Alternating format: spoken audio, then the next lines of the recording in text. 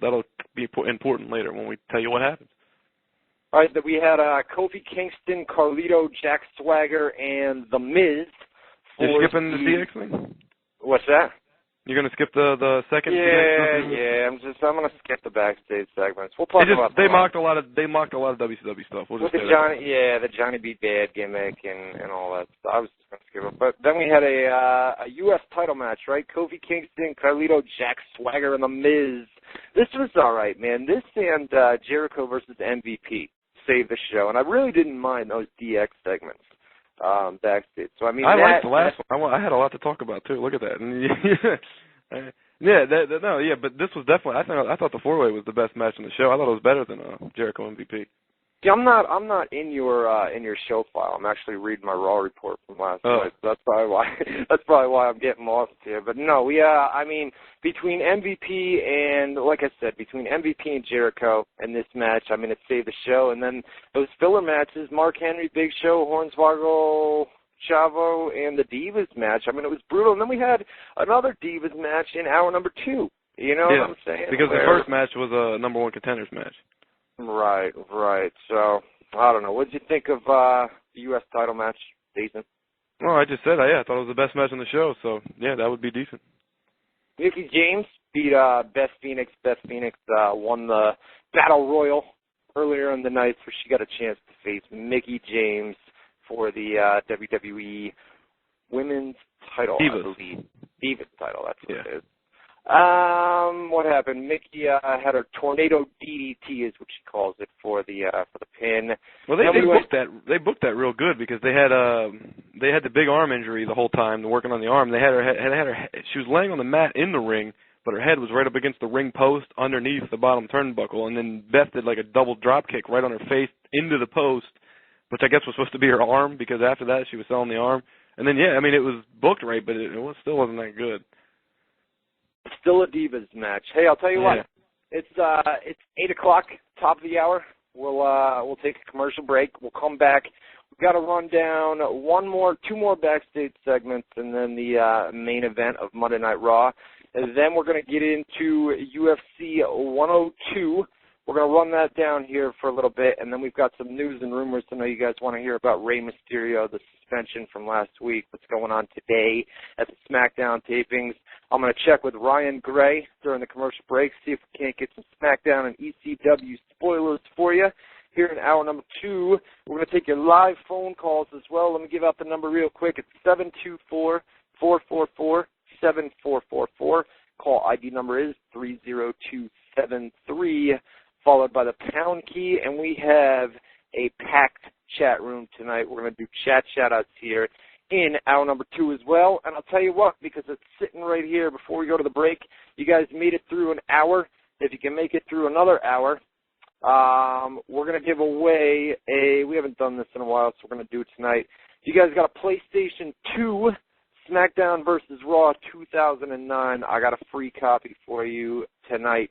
At some point in hour number 2, we'll take some live phone calls. If you call up, you tell me you got a PlayStation 2, I'll send this bad boy out to you, SmackDown vs. Raw 2009 for PlayStation 2. We're going to give it out in hour number 2. And we have spoilers, by the way. What's that? We do have spoilers, by the way, for hour 2. We do have SmackDown spoilers. Awesome. So we have ECW and SmackDown spoilers coming up for you in hour number 2, your live phone calls as well. Live chat room pumping tonight, WZROnline.com/chat. Matty Boone, you're going to love me for this commercial music, and you'll know why in just a second.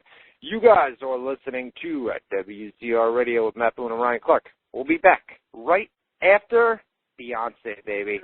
All right. I won't put you guys through that anymore. We're back, WZR Radio. You're an evil son of a bitch. Tuesday, my show.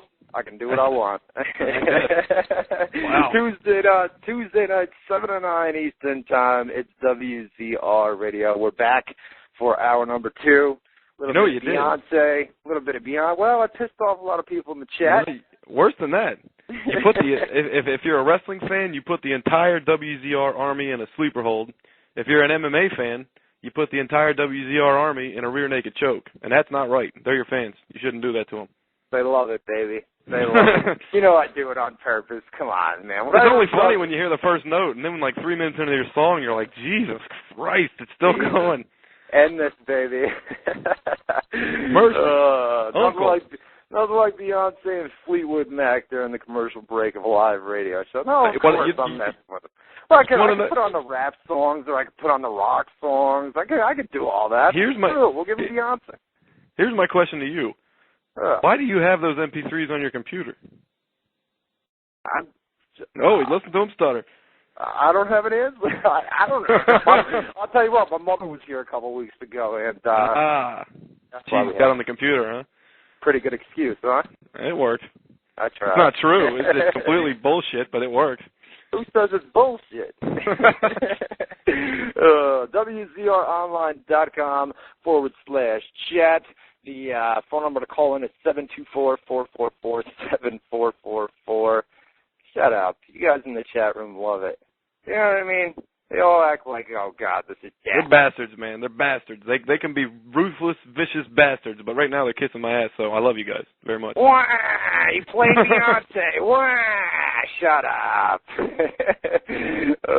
All right, so WZROnline.com /chat, 724-444-7444. Call ID number 30273, followed by the pound key. And we'll do chat shout-outs here. Let me see. Do we have any phone calls here? We have a few. We can wait on that. We'll get through Monday Night Raw. We have 2 backstage segments that we have to get through. And then the main event, like I said before we went through the break. So we left off with the Mickie James versus Beth Phoenix. Mickie James won that. Then we went backstage, and we had the Shockmaster stuff. This was good. I'll let you go with it. Well, we played the original, so, I mean, they pretty much reenacted the exact thing that happened on the original, which is there's a big wall, and the character of the Shockmaster is a guy that wears a glittery helmet, and the spot is he's going to bust through the wall when the bomb goes off, the big explosion with the pyro and the fire. That goes off, he busts through the wall, and then there's somebody on a microphone because he's wearing the helmet and he can't talk, right? So somebody else has to do a voiceover, and he's supposed to talk like a bad guy. Well, in the original skit, what happened was he busted through the wall, fell on his face, the helmet fell off his head and rolled away from him, so he's fumbling trying to get it without showing his face to the camera, you know. And then he gets up, and the guy that's supposed to do the voiceover is Ole Anderson, which was Arn Anderson's tag team partner, which is important. I'll get to that in a second. But Ole Anderson was cracking up while he was holding the mic, and he was doing the voiceover live. So right at the beginning, you hear him, he's laughing. Sid, you want a piece of me? Come on. You don't scare me. Bad. You want a piece of me? Come on, take your best shot. Yeah, kind of like that. So that's the gimmick. And then last night they did pretty much exactly that, and what they had was Santino dressed up as the Shockmaster, and he busts through the wall, the helmet falls off, he puts it back on, and DX is making fun of him, whatever, they leave, and then Dusty just yells out, it should have worked! You know, meaning the Shockmaster idea should have worked because he was booking WCW at the time, so that was his gimmick. And a colossal failure at that. And then Santino, after he heard that, took the mask off, and he says, I agree, I love the Shockmaster, or something like that. So that was that segment. It was good, man. Like I said earlier, I didn't mind the DX segments backstage, but you know what? As they continue to put them on TV on a week-to-week basis, those segments are going to get older and older and older and older. You know what I mean? What they did was they took the 2 good things that could have been on Raw, DX stuff, Dusty Rhodes stuff, and they combined it into one, and somehow that became average stuff. I think it was bad, quite frankly. I didn't think none of that stuff was really any good. Because DX is Shawn Michaels, I love him to death, man, but he overacts like a son of a bitch. Like when, I know. That's crazy. And you know what? He never, back in the days where he wasn't, God, you hate to blame it on one particular thing, you know what I mean? But the guy's changed, you know what I mean? Yeah. It's similar to my father, you know what? I hate to bring this up, you know what I mean? But he used to be that badass, didn't give a shit about nothing, you know what I mean? And then found God, I guess is the way you put it, and it's just completely changed, you know what I mean? This is the PG-DX. In the original DX, the whole concept, much like the NWO was, to buck the system, to be outlaws, to be degenerates. Now the PG-DX is just to be goofballs and to be clowns, for little kids' amusement. And there's nothing rebel about DX now. It's just goofy child comedy segments. Right. It's a completely different DX from back in the days, but you can see why, you know what I mean? times have changed, and with PG and going more towards kids. You know what I mean? It's not the same, like you said. It's not the same Attitude Era DX that we're used to. So clearly, yeah. I don't know. We then we followed it up with a corny John Cena promo, which we basically talked about. Yeah, we did that earlier on the show, and then we had our main event, which was Randy Orton versus Cody Rhodes for the WWE title. What happened here? We had we thought we knew what was going to happen. Let's say that. With the whole show, me and you were discussing what we thought was going to happen, and we pretty much guaranteed we were going to be right, and they swerved us. I mean, I didn't see that coming, the way they did that. Yeah, but I didn't like the way they did it, you know what I mean? If they were going to have, well, I mean, they're getting you to tune in next week to see what Cody Rhodes does to Randy Orton, you know what I'm saying? But or why Randy Orton did that, yeah. Yeah, why Randy Orton did it, and I think it would have been better if Cody Rhodes and DiBiase jumped in as well, you know what I mean? After the RKO, jump in and just beat the shit out of your old man, you know what I'm saying? And that furthers the storyline. But, I mean, it looked to me, I know Ted DiBiase Jr. is the one that's supposed to do a face turn with the Marine 2 stuff coming up here fairly soon, but it looked to me after Raw last night that Rhodes is going to be the one to go face. Obviously, I don't expect that, but that's what they led you to believe leading into next week, where you'd have a big feud between Randy Orton and Cody Rhodes. I'm guessing that next week Rhodes just agrees with the Orton or something like that. I don't know. I mean, it's, you know what? I just thought of a third thing, because you're pretty much repeating everything I told you before we get on the air, because that all sounds very familiar, everything you just said. But what do you think of this idea? They don't turn Ted DiBiase babyface for the Marine 2. They turn Cody Rhodes babyface, and then, because where the hell was Brett DiBiase? Well, I think he's done. I think he's done for the time. So why did they bring him on Raw to begin with then? Well, you had the segment at SummerSlam where he did the run-in. Yeah. And then they brought him on Raw, and I mean, they didn't do much with him on. Yeah, there was no point. It could have been the same thing if it was just a fan that they didn't say was helping. You know, it wouldn't have made no difference as far as what they did the next night. So, I mean, I doubt they're doing this, but let's say they turn Cody babyface, and then they bring in Brett to fill a spot. Now it's the DiBiase brothers' legacy, and Cody Rhodes is a babyface. Cody Rhodes is a baby. Well, I would say that you would have Rhodes align himself with Randy Orton, and then have the DiBiase brothers return as faces and team them against. Yeah, but Orton I'm talking about as far as extending what happened last night. Because what happened last night was they're making it look like Cody's turning babyface. So if they're following this up, and we'll find out next week, it was probably just a hoax bullshit, and it'll just be Cody Rhodes. Who knows? But if they turn him babyface, it could be him and his dad.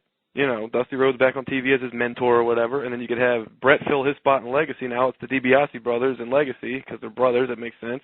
And everything seems to work out okay. I doubt they're doing that, but that could be that's one, because you got to think, why did they do it? And really, there's no explanation. So it's going to be interesting to see what they do next week to explain it. But I'm just trying to fill in. And that's what they want anyway. They want you to tune in next week. What happens between Cody Rhodes and Randy Orton, obviously for next week's storyline. But I don't think Rhodes is going to go face anytime soon. You know, I think he stays. I don't think that Legacy group is. I mean, right now, I mean that's the spotlight. You know what I mean on Raw on a weekly basis. So I don't know why they would. I don't know why they would do a swerve like that and turn him this quick. You know what I mean? Especially with Ted DiBiase going to be out promoting the Marine 2. You know what I mean? Unless you're breaking up the Legacy completely as a group, I don't know. That's another option, yeah. Yeah, I don't know if they're going to do that quick, though. I mean, we'll have to wait and see. Next week, we'll tell a lot. When does the Marine 2 come out? Do we know? Sometime is it like in a month or? Sometime in October, I believe. Oh, okay. That's Shit, when, they still got 2